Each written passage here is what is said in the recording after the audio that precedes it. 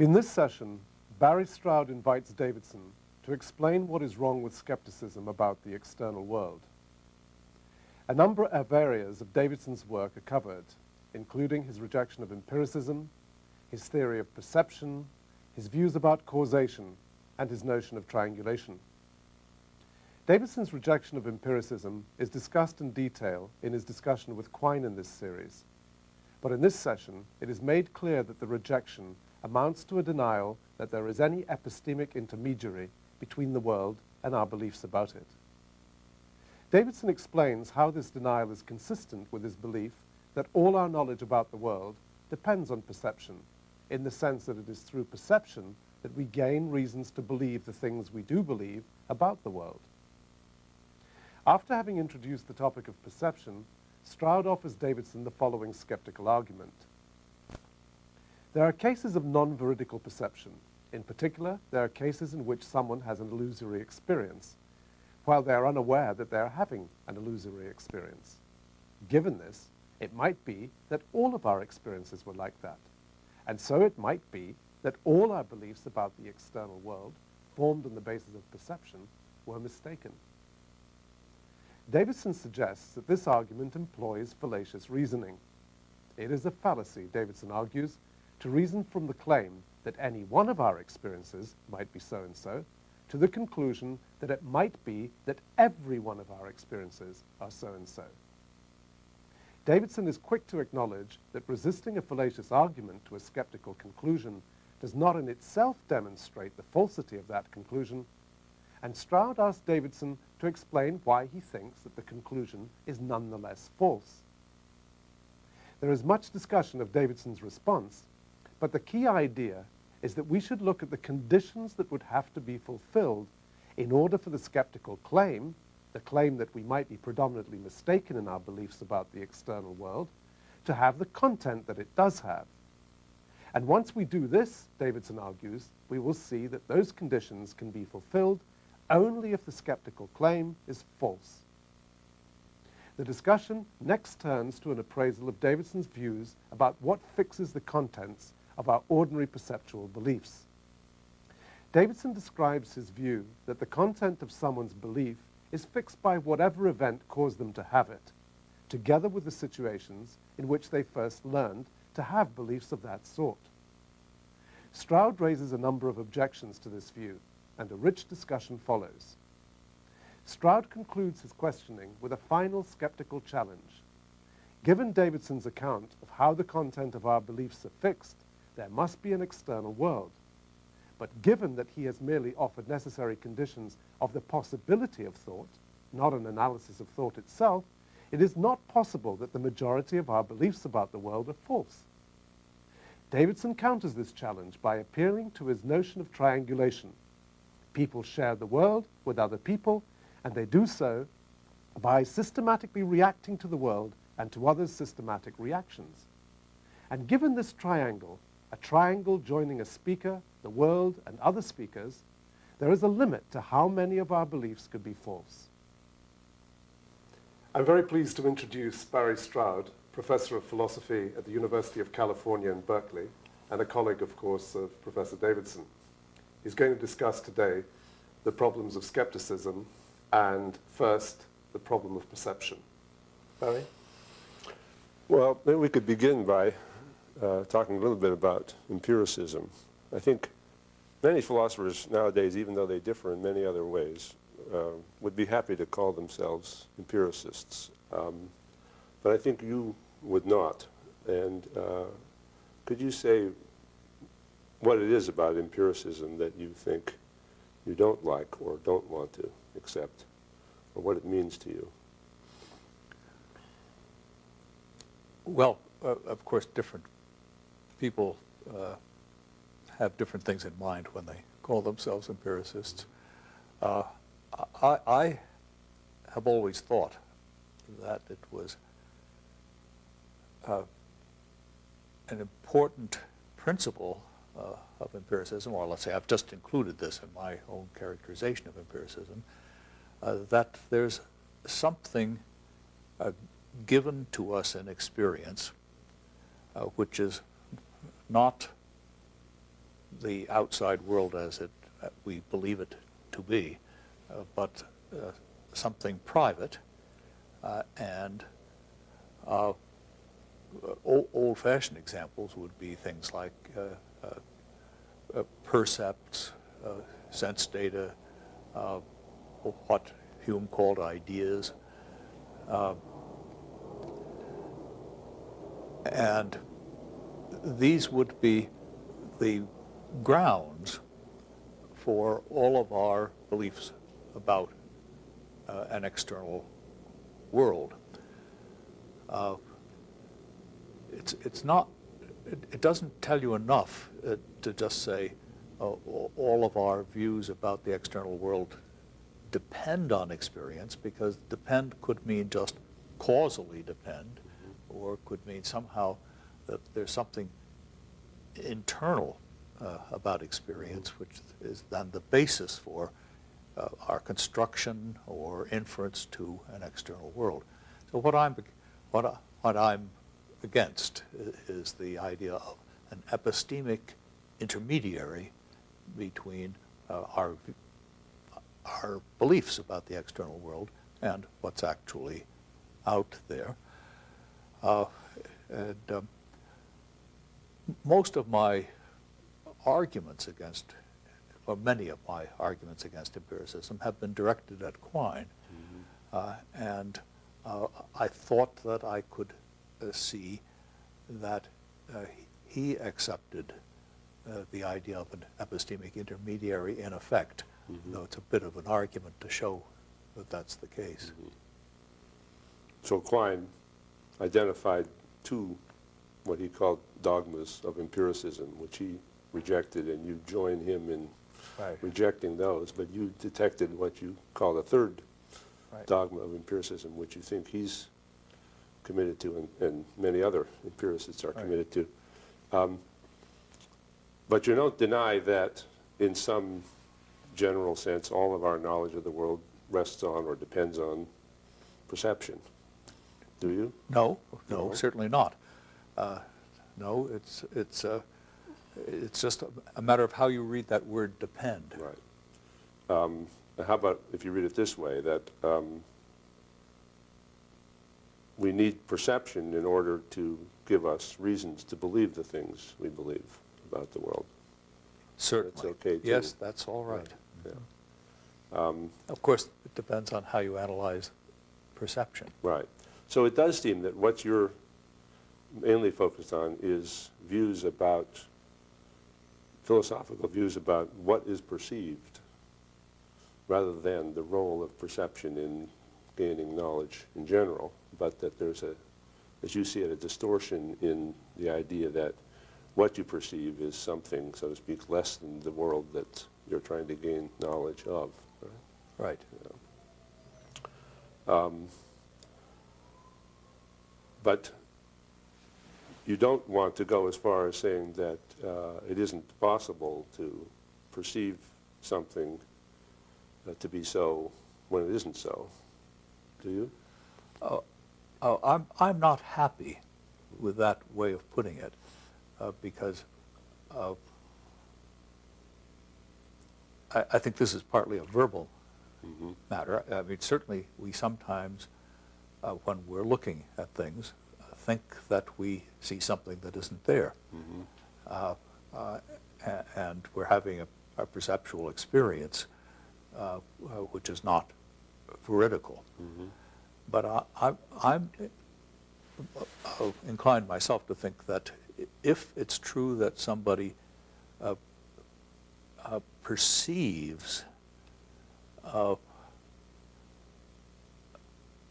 red apple, then there has to be a red apple that's causing the perception. Of course, it's much clearer that that's the case if you say perceives that there's a red apple. Then it seems to be clear that the person believes that there's a red apple, and there is one, and furthermore, there's a connection between the red apple that's there and the belief. But it is possible to perceive something even when you know that it's not so. I mean, things can be arranged like a hologram, for example, where you would say, I see a red apple, knowing full well that there isn't really an apple there. But that seems the right way to describe that particular experience. Maybe I've just brainwashed myself, but although I think we might well say that in a situation in which it was clear to the person we were addressing that we knew that it wasn't the case, I'd be, yes, you might say, oh, yeah, now I see it, speaking of some illusion. Right. But I'd be slightly worried about the exact way in which you worded it. Well, suppose I have a machine that produces illusions and is known to, and I say, look in there. Now, what do you see? Wouldn't you report, or couldn't you report, even in sort of propositional language? I see that there's something yellow sitting next to something green, and the yellow thing is bigger than the green, and so on. I think we might talk that way, but I'd be more apt to use words like seems or looks as if or something of that sort. But I take it that even if you do allow that there are individual cases like that, your real point is that that isn't any reason to think that that's the way things could be in general.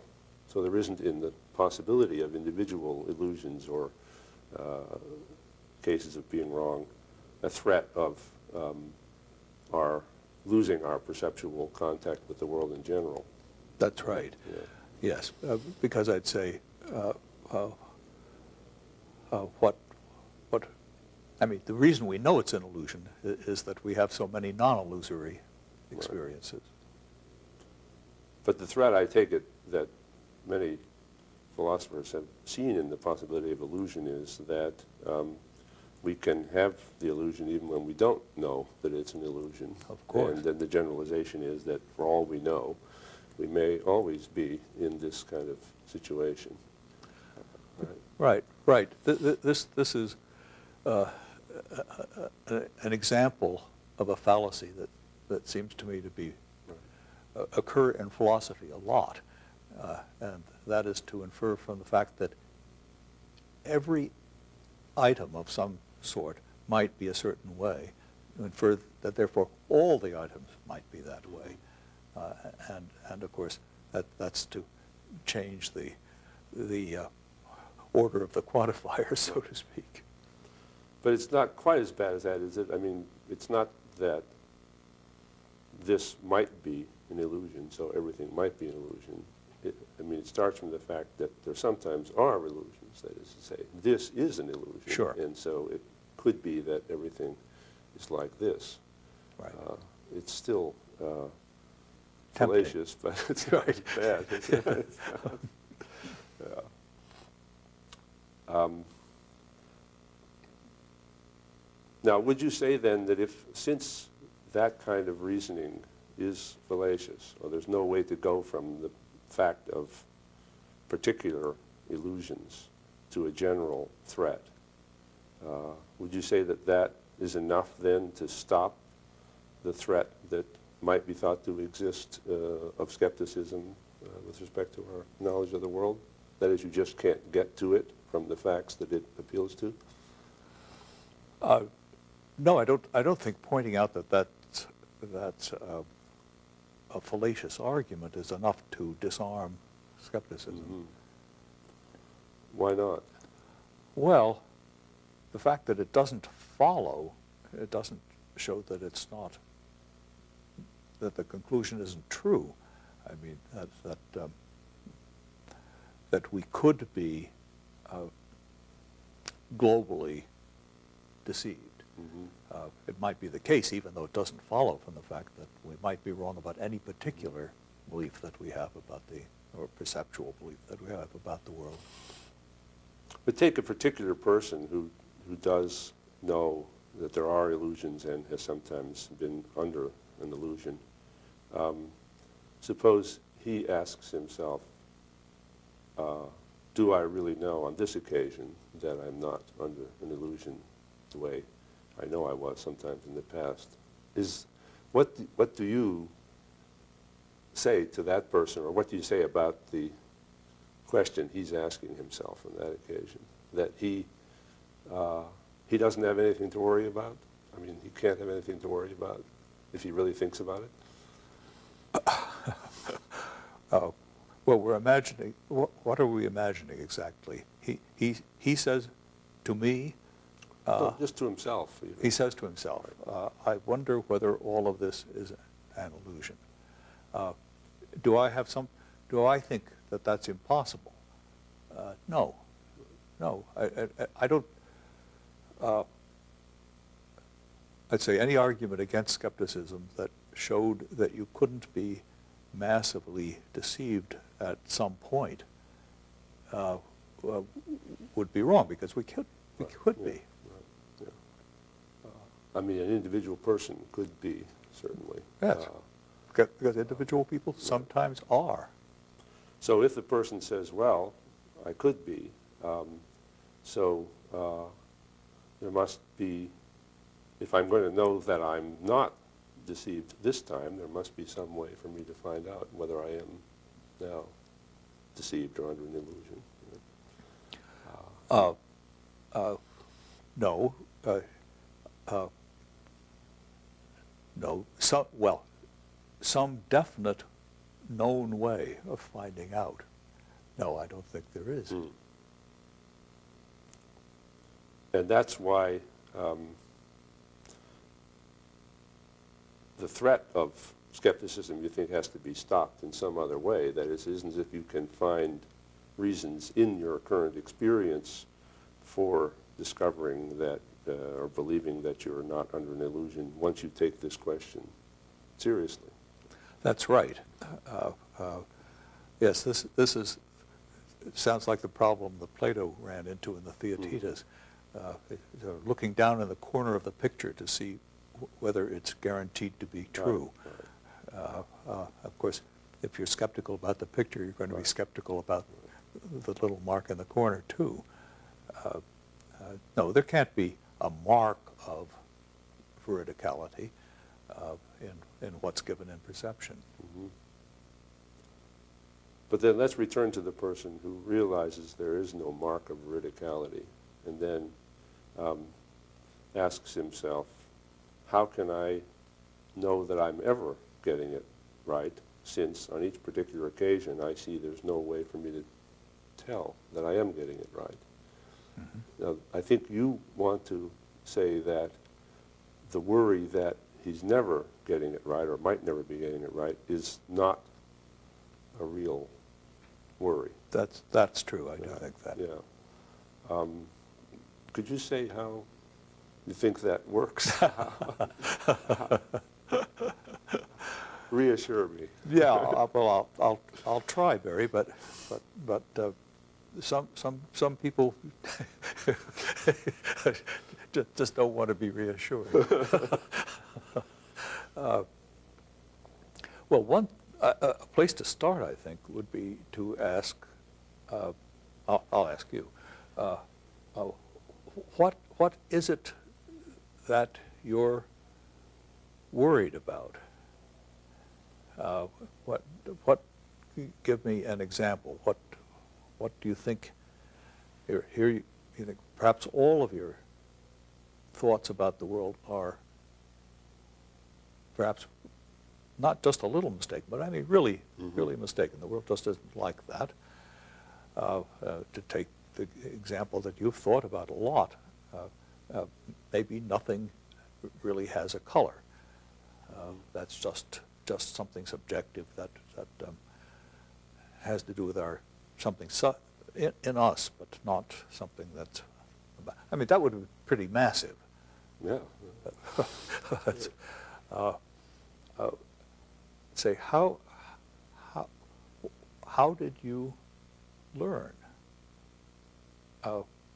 what I mean, what somebody else means when they talk about color, or for that matter, how did you get the concept? itself? What's the route through which you picked up this concept of red or yellow or whatever it might be? And that's where I would look. I'd ask for the source of the content of these concepts and the words that we use to express them. See, that's what I think is the most interesting and promising and illuminating aspect of your approach, especially as applied to skepticism, but elsewhere. Namely, I think what you're saying is you would look to see how the person even came to have the thoughts that he then relies on in generating this skeptical worry. And that you start by looking at the situation earlier, so to speak, than when the question has already arisen and you're looking for an answer. You rather go back to the conditions that would have to be fulfilled in order for the question to mean what it has to mean to the person in order for him to be worried about it in the right way. Yes, that's right.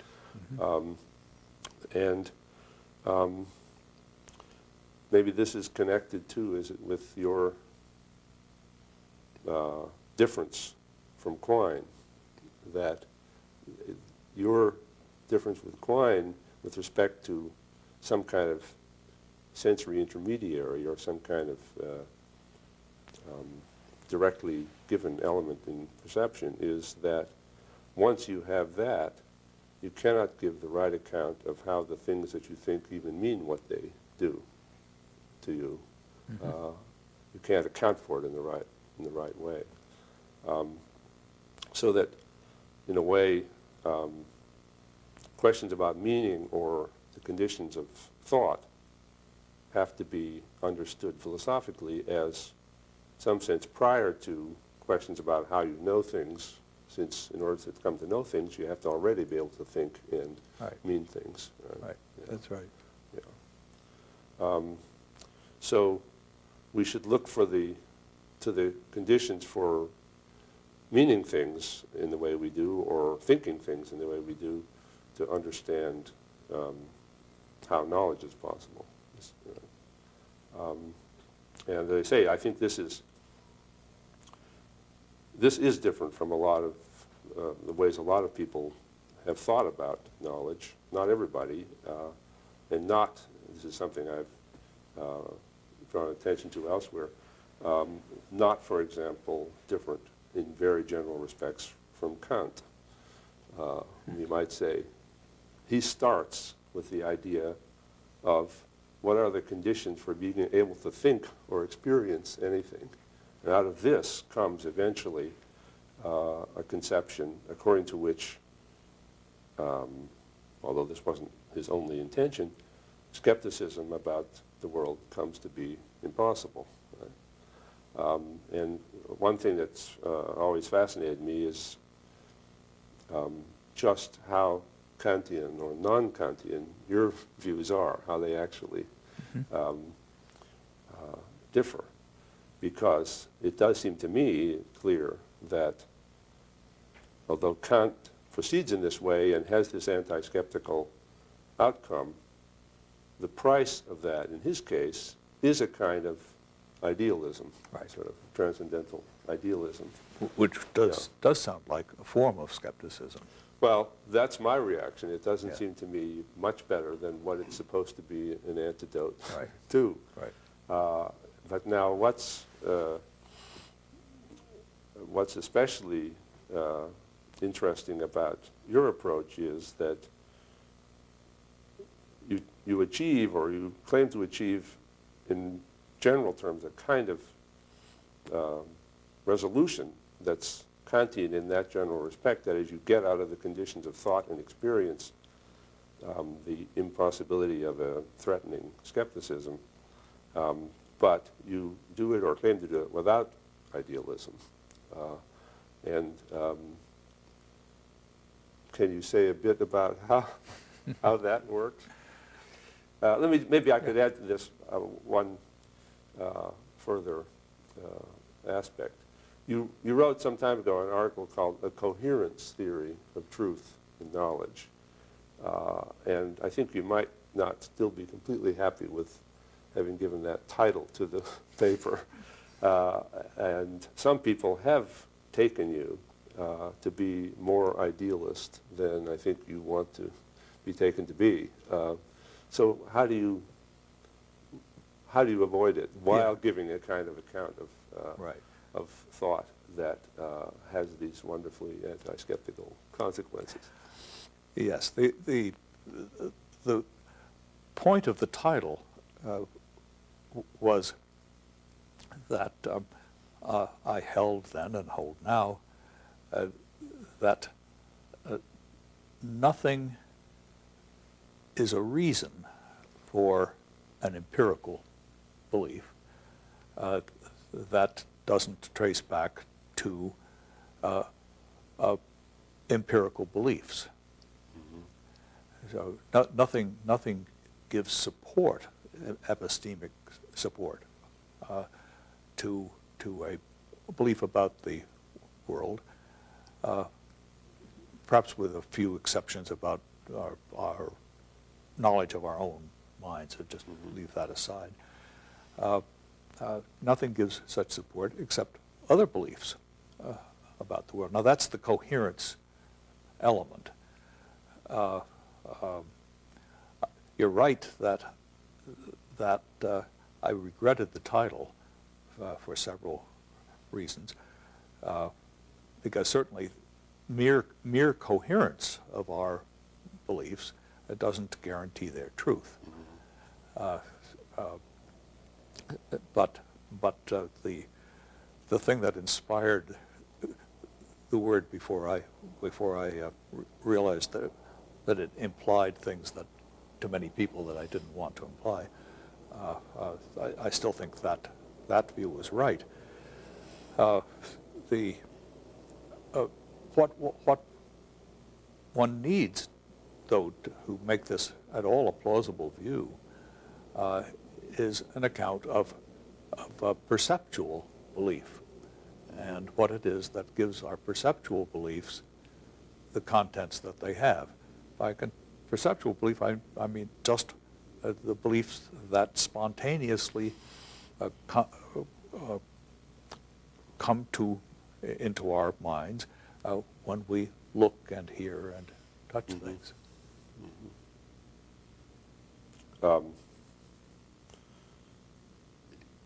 When you say, though, that the only thing that can be a reason for a belief is another belief, it sounds as if perception is not getting the role that we agreed earlier it's getting. And I think that's the way some people have responded to what you're saying. So maybe I could put it this way. Suppose you believe something, and then you have a perception, you perceive that what you believe is so. Now, how can that give you more reason to believe the thing since you believed it already?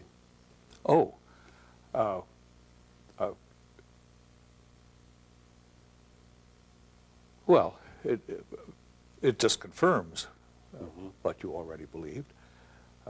I think when we just look out, we can't help ourselves, so to speak, from immediately taking that to be a chair, that to be a person, and those thoughts which come to us spontaneously when we're looking around us, we often correct immediately on the basis of what we see a moment afterwards, or on the basis of things we already believed before that. All of that comes into play. So any beliefs that we form under these conditions are prone to correction, clarification, and so forth on the basis of what we further perceive and on the basis of what we think we already know, on the basis of things we've perceived through our lives. But if I do believe something and then I perceive that it's so and thereby get more reason to believe it, or maybe confirm it, then I do now have a reasonable or a more reasonable belief than I had before.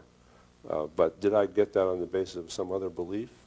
Because you said the only reason for a belief can be another belief. Well, yes, the belief that confirms the other one, the prior one, is the belief that is formed as part of perceiving that something is the case. But that's the very same, has the very same content. Has the very same content in this case, yeah. So it's not that the... Well, very same content.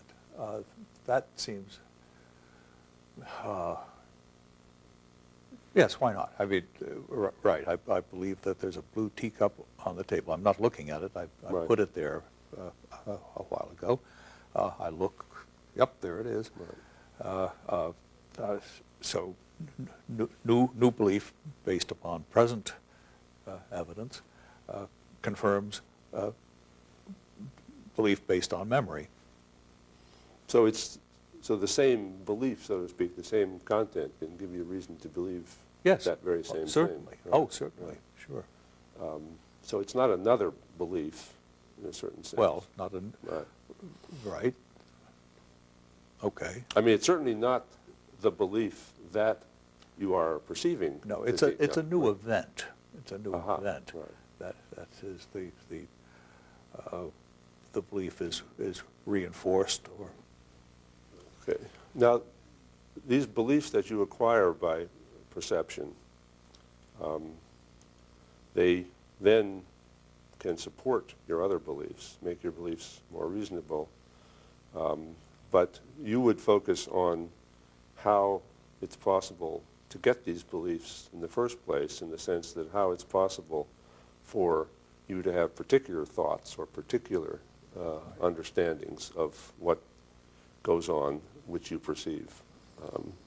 And I take it that what those beliefs, the ones you acquire most straightforwardly and most directly in experience, what those beliefs are or what they mean is to be determined or fixed by the actual conditions under which they're acquired. Is that right? yes, yes. And this is what makes it impossible for, eventually, for there to be a general skeptical threat to knowledge, because the only way you could have got the beliefs that you've got, at least the basic ones, is because they were true, so to speak, or that which they mean was so when you acquired them, right? Yes. Yeah. Now, how exactly does that work? I look in a certain direction, and I'm caused to come to believe something. And I think, as you put it, what my belief means is fixed by what causes it in those cases. The content is determined by two, and this is the simplest cases. Let's say our application of color words, but also for ordinary sorts of things like people and chairs and tables. That's right. It depends on the one hand on the present cause, but the content, it also depends upon the situations in which we learned to talk about these things.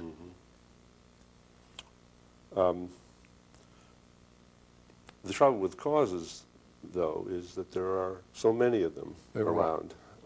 And the question is, how is the cause that determines what my words mean or what my belief is, how is that to be identified? Right. At least part of the story, I think, comes from studying the situation in which we learn sentences, simple sentences, by ostension. Somebody introduces us to the truth conditions for a sentence by either himself or herself uttering the sentence in appropriate situations, and we being built somewhat the same as other people, generalize along the same lines, and pick up the idea that this sentence is one that's true under the kind of circumstances that we're experiencing. The thing that narrows down the cause is, first of all, the sharing of reactions of others, which we can correlate with the things that we're seeing.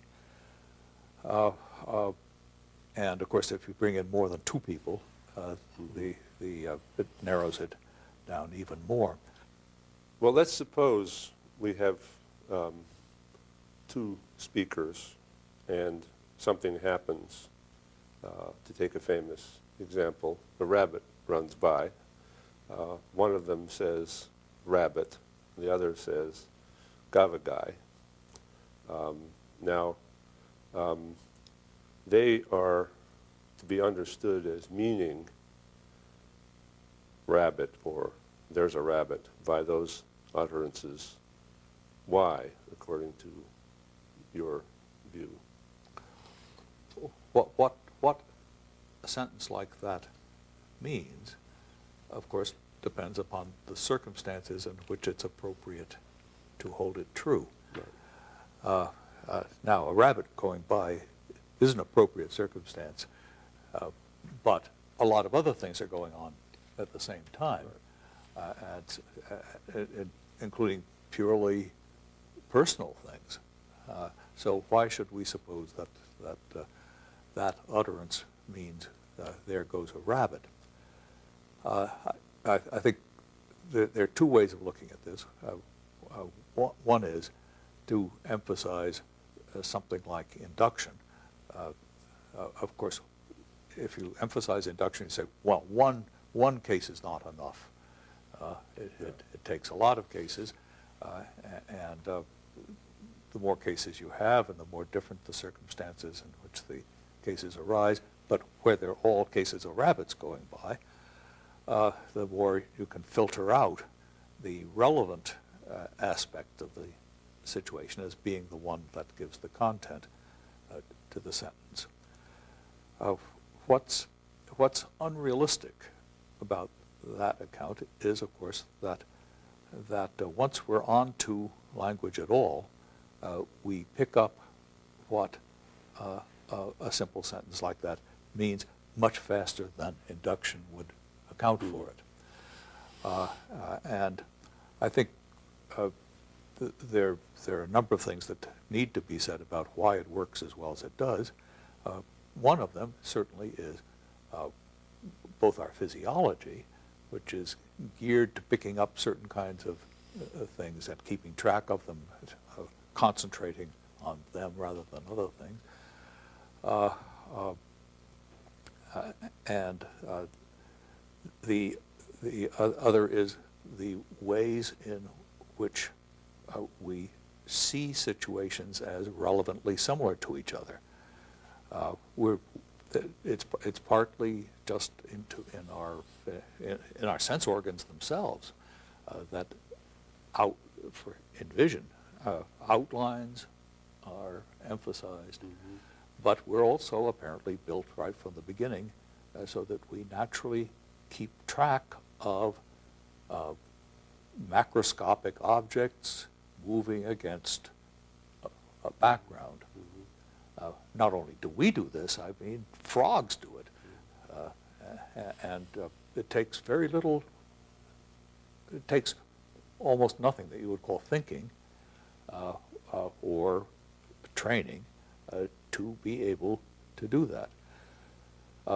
So I mean, various things of this sort account for the rapidity with which we pick up what's going on.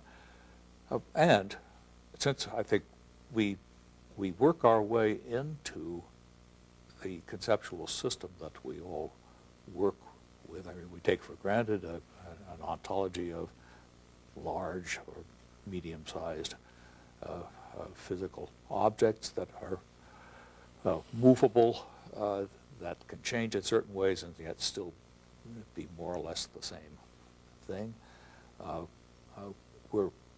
We build up the concepts that work with this slowly, but with many of them growing at the same time, reinforcing each other and giving more content. The ideas of causality, the fact that these medium-sized objects don't change in various ways unless there's a reason, a cause of some sort. That's part of keeping track of objects and knowing that they exist when we're not looking at them, and that they can disappear behind something and be the same thing that appears on the other side, and so forth. We slowly work our way into all of that. Now, given all of that background which comes with having really clear thoughts at all about the world, the fact that we figure out that gavagai means rabbit, I mean, means there goes a rabbit, or there's a rabbit. Against that whole background, it's not so surprising that we fix on the right thing. This story about how we connect, how our thoughts and our words get connected with what's going on, couldn't take place if there weren't interaction between various people. Because there's one thing that's essential to any thought at all, that so far as I can see, we couldn't get except in these triangular relations where two or more people are reacting to the same thing in the world. What we couldn't get is the idea of getting it right or getting it wrong. If you've got two people, then of course they're going to agree in the majority of cases, because those are the cases in which people got the concepts in the first place. But then it can be cases where they don't agree. I mean, one thinks there's a rabbit, the other doesn't. And that introduces room for error, for the concept of error. It doesn't tell you who's right and who's wrong, but of course that takes a lot more. But the room for error that's introduced there is only there because of the dominance of non-error or truth, so to speak, that only makes sense against the background of getting it right. Yes, the idea here certainly is inspired by what I think is in Wittgenstein. The idea that thought requires a community. Right. And another thing that's in Wittgenstein that speaks exactly to what you are saying is this: when you're first learning a word, by a word here I really mean one-word sentences, or they can be longer than that, but what we're really learning are sentences. When you're first learning what a sentence means, the idea of a mistake has no application for the person who's doing the learning, because there isn't anything that could be a mistake. Right. So this much is apparently where this sentence works. You have no other place to look, no other thing to think. So you can't raise skeptical questions at the beginning. Right. Yeah. So this is another way of coming back to the point that not only can't you go from an occasional individual error to the possibility of being wrong in general, right, but you can even make an error or be wrong only because you can't be wrong or make an error most of the time, Right. in the sense that the Right. truth of your beliefs in general is guaranteed by the fact that you have them or that it makes sense to Right. you. So I see how that is meant to go against skepticism, but maybe we could look again at the triangulation situation. I can see how what you mean by saying that communication, the possibility of communication, is essential to thought, because only when you have several speakers zeroing in on the same thing, so to speak, will there be something to give content to what they're saying. But now, in order for that to support the opposition to skepticism that you see, it has to be the case that what they both believe on such occasions is, in general, true. Not just that they both come to mean the same by their words, but they do that only because of what is actually so in the world.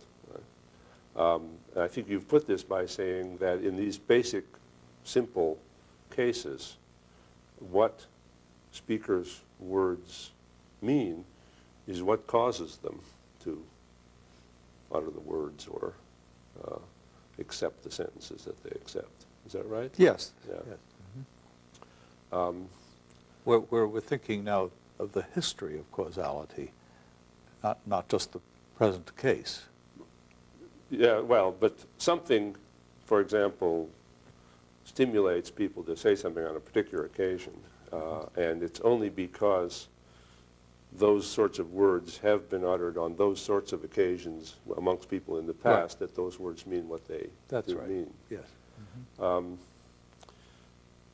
But now you also have a view of causation, according to which what causes one thing to happen is an event, causes another event to happen. Right. That the terms of the relation of cause and effect are events, stand in this relation. And these events are particular happenings at particular places and times. So each event, like any particular object, will obviously have many, many different properties. But your view of meaning is that the event that produces an utterance, typically, is, at least in these simple cases, what the utterance means or comes to mean. Now, how is it determined which of the qualities of the individual event, which is the stimulation for the utterance of people, fixes the meaning of that? That is, there could be so many properties that the event which stimulates the utterance has. But, for example, that it's being a rabbit running by is what finally, after triangulation and so on, fixes it as meaning there's a rabbit. Sure. But why not any of the other countless properties that the individual events might have that also produce that utterance? You mean other things that are common to the cases? Yeah, other properties that all of that those... all the events have. Yes, I think what finds it down is the place that concepts like that of rabbit have in a much larger neighborhood of concepts. I mean, we have to know, have a general idea of what an animal is like, or we don't have the concept of a rabbit. So just seeing these situations, although you might be able to teach even an animal that didn't have any ideas at all to push a button every time a rabbit went by, it wouldn't be thinking, there goes a rabbit, because you can't think that something's a rabbit if you don't know something about rabbits. I mean, in a general sort of way, and I don't think there's some list of things you have to know. You just have to have a lot of knowledge of what it's like to be an animal in the world. Then, it's this sort of thing that narrows down the content. But as long as you have now learned to say there's a rabbit and to talk about rabbits in other ways, in just all the appropriate situations, in relationship to, I mean, and also are prepared to utter other sentences that are related to this in the right sort of way. That's what it is to have this content. It's not as though there's something mystical and additional. But that makes it sound as if it's the other things that the people think, in addition to having this particular thought on this occasion, that determines that it is the thought that there's a rabbit going on. Oh, yes, absolutely, right? Yes. There's all sorts of inferential relations. So that what else you think will determine what a particular thought is, yes, because of the role that it plays in all the things that you think. But then that suggests still that what fixes the content of what people think, given that communication is essential to thought, is what they all come to think, what they all come to share as their thoughts. But then that still seems to leave the possibility that they might all have all these thoughts, and they all share these thoughts, and they all fix on the same things to find down the contents of the thoughts. But still, it could be that all of those thoughts are not true, although they all have them. That is, for the opposition to skepticism, it has to be that they couldn't share all these things and they be generally false. Right?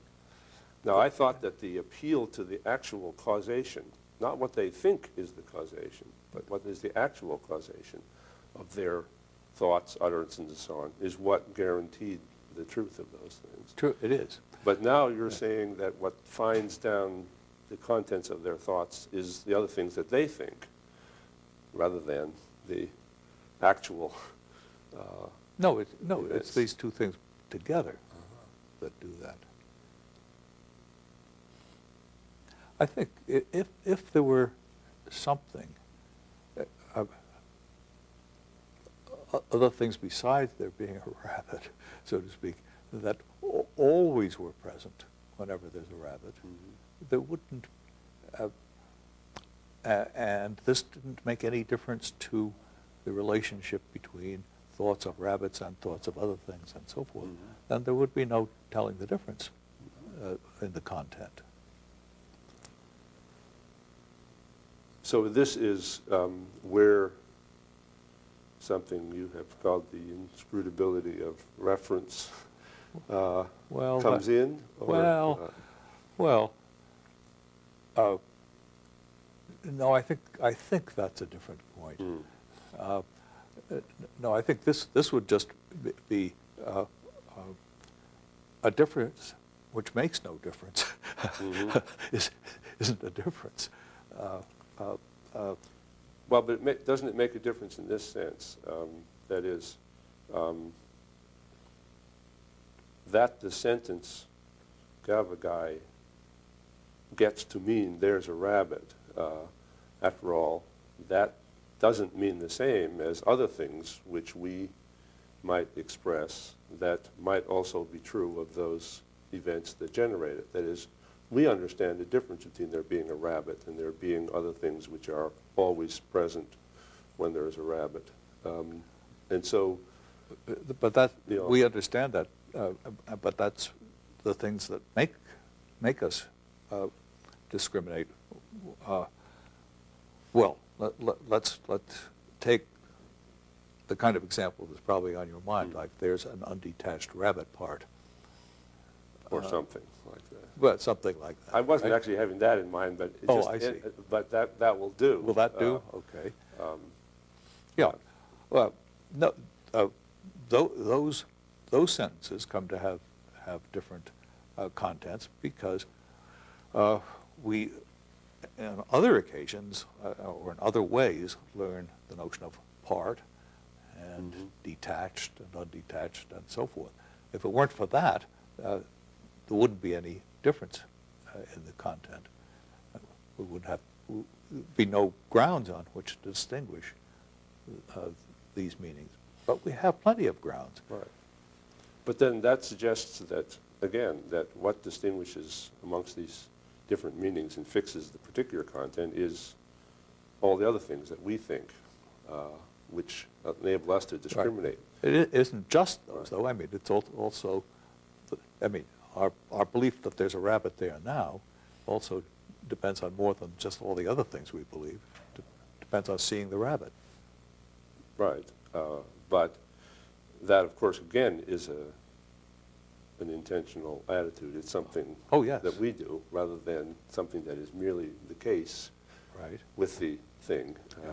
I mean, the problem that's troubling me is there seem to be so many things true of the particular events which cause our utterances, not all of which are expressed by the sentence that's generated by the Right. presence of the Quite, thing. no, quite right. Yes, and that's why we need this whole network. But then that's why it seems difficult to say that even in these simplest cases, what utterances mean is what causes them.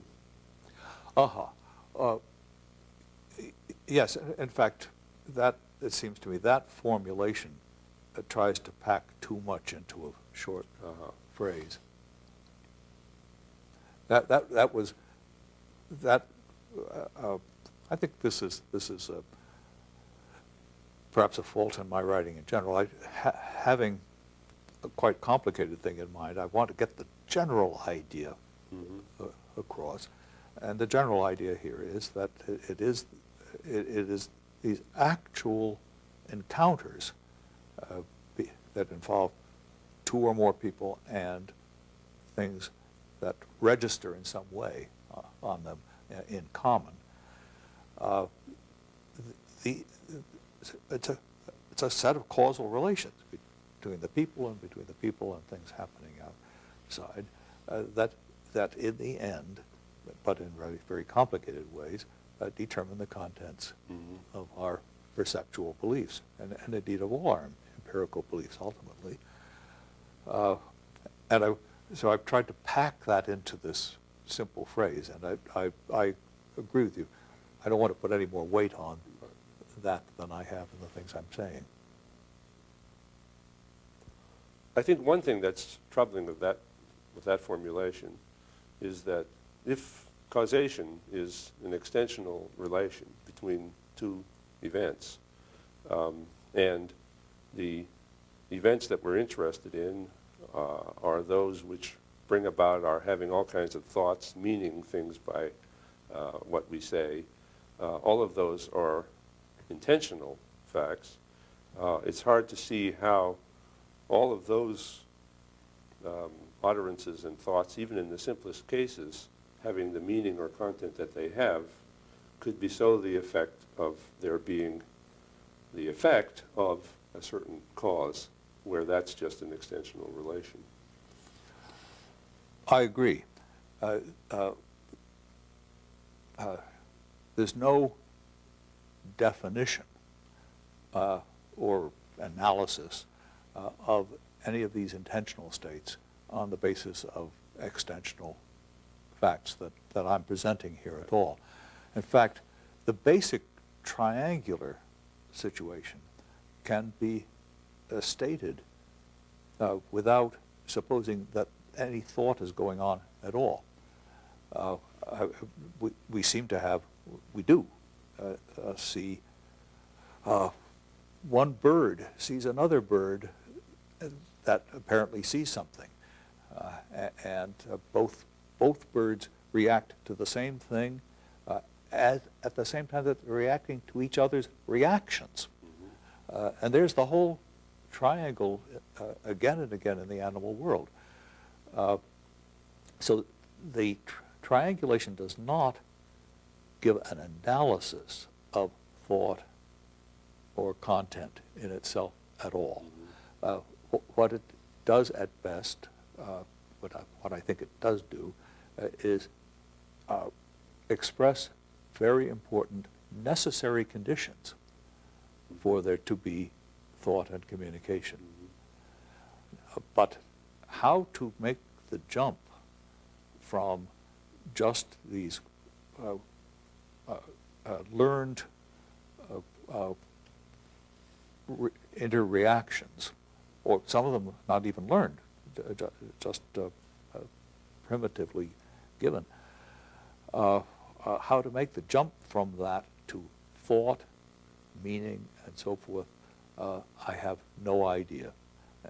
And in fact, I'd say rather, I'm convinced it can't be done.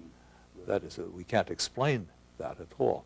So I say, this is the situation in which these simple sentences do come to have the contents they do. If that's the way they come to have the contents they do, then skepticism just can't get started. Or so I would say. But this is not put forward as a way of jumping from the extensional causal situations to something as complicated and delicate as thought.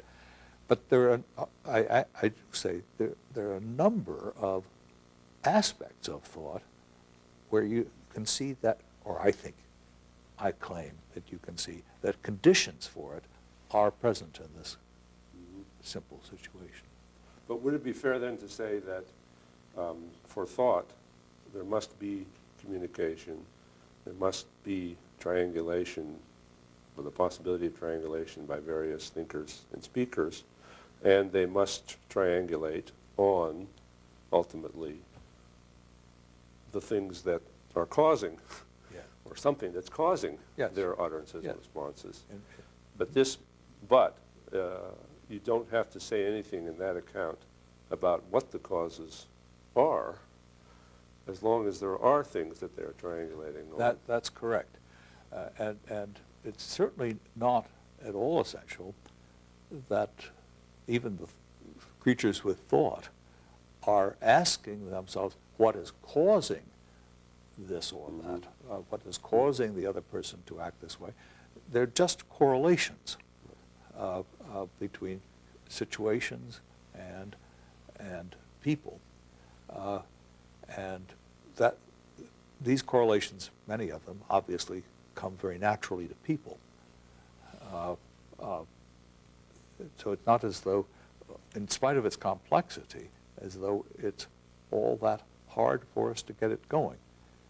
But that doesn't give us a philosophical account of content, thought, belief, or perception, as far as I'm concerned. So if what's essential to thought is there be communication and triangulation, and the triangulation be on whatever is causing it, right, then you might easily have the impossibility of a general skepticism about there being something.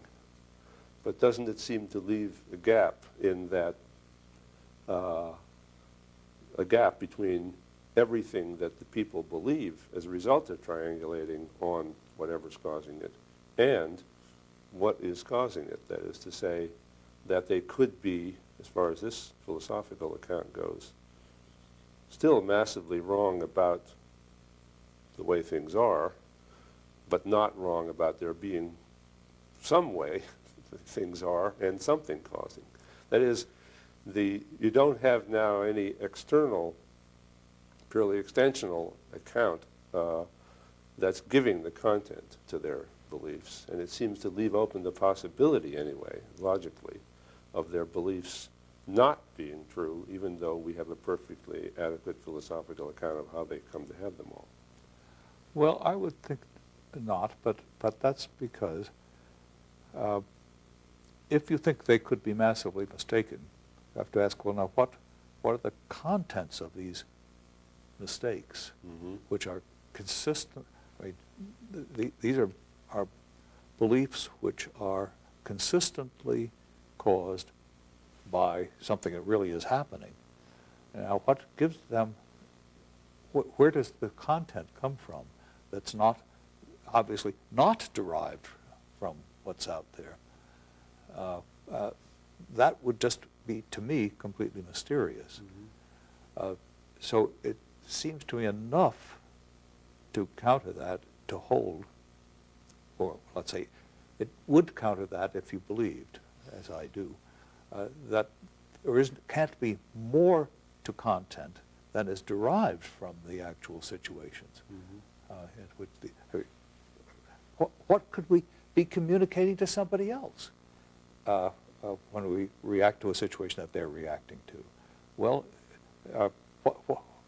we're both taking in something about the world that it's causing these beliefs. Indeed, we agree in very complicated ways, and not just from the particular situations, but a large background. But where could any additional content come from that could be communicated?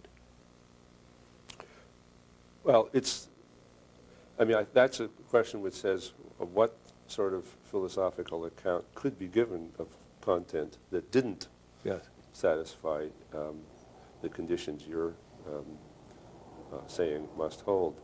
But I'm thinking of it from the other side, someone reflecting on his knowledge and asking himself whether he could be massively wrong, or whether a lot of us could be massively wrong about what we believe, and accepting the now more minimal conditions in your account that, well, we wouldn't mean anything if we didn't all share these beliefs and triangulate and so on, and we must be triangulating on something. But don't I see that I could nevertheless still be massively wrong, in the sense that now I know what all these thoughts are that we all have. I see that there's now left still the possibility of their not being true, even though I now have an account of how we all got them. That is, there's one thing I have to be right about, namely that there is something that causes us to utter and believe all the things that we believe. Well, you see, if you thought that our beliefs, the contents of which are fully and clearly given to each of us individually, quite independent of our, when I say independent, I mean independent at least so far as content is concerned. They might be tripped by something outside, we know not what, but we certainly know what we think. If you hold that, so that communication isn't a condition for testing content, then I could see how you can be a skeptic. But if you suppose that the kind of thing that we communicate to others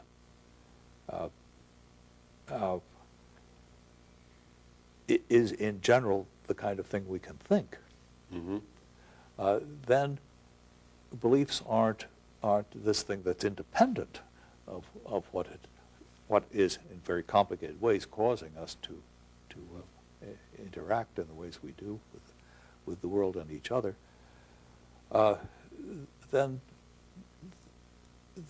you no longer can say, well, maybe I have all these ideas, but they're just me.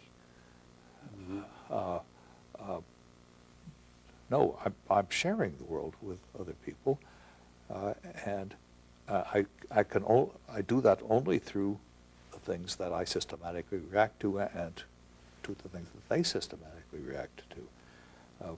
Now, that seems to me to put a limit on how far off we could be. Barry, I have a comment I'd like to make about this discussion. It's very interesting to me, and in a way almost unique, because as you know, I arrived at the ideas I'm expressing not through some desire to show that skepticism was untenable or false or something of that sort. I was really thinking about how does thought get started, and what are the conditions for thought, and what gives our empirical beliefs the contents that they have.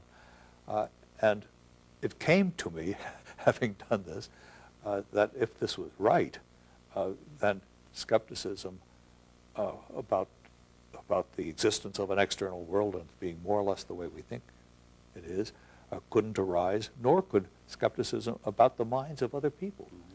Because to have, according to my view, to have thoughts at all, we have to know that there are other people who are thinking more or less what we are. Or let's say, we know what they're thinking, to be a better way of putting it. So there's a sense in which I don't at all, I mean, I'm not in the tradition of people who've tried to show that there's something wrong with skepticism, or or to answer it by saying, now, here is the way we can know something.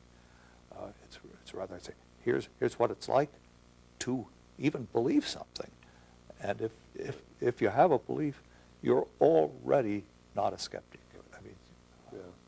No, I think that's very good, because the thing that I think is most interesting and illuminating about the line that you pursue is that if it's right, then skepticism cannot arise. It's stopped in its tracks. The question about knowledge, which has been thought to possibly lead to a skeptical answer, is a misguided question, or a question which cannot be answered in the way that those people who have sought to answer it from this standpoint try to answer it. And I think it's very important to distinguish that from a refutation of skepticism, by which I take it would be meant a demonstration that skepticism is false. And if skepticism is false, and it says that we don't know anything, then this would be a demonstration that we do know lots of things. And you are not, although of course you believe we know lots of things, you're not trying to demonstrate that from your philosophical theory. And that seems to me to be a real advantage, because if you have the wherewithal there to demonstrate that the question is misguided, then the last thing you should do is give a positive answer to it by saying the answer to it is we do know after all. Yes. And I think that's an extremely important distinction. And that's what is fascinating to me about skepticism, because the way to get rid of skepticism, it seems to me, is not to prove that it's false, but to get rid of it. Mm-hmm.